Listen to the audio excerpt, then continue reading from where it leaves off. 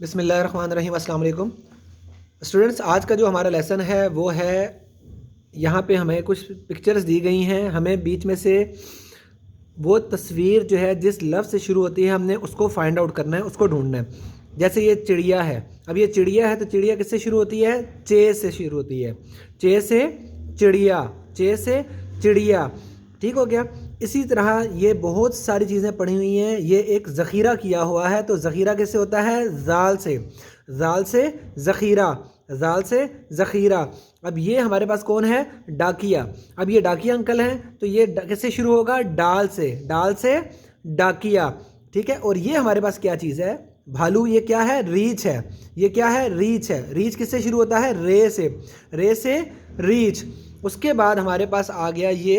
अब ये हमारे पास क्या चीज़ है? होज़। क्या है? होज़। हमने पढ़ा था ना पीछे, ये क्या है? होज़।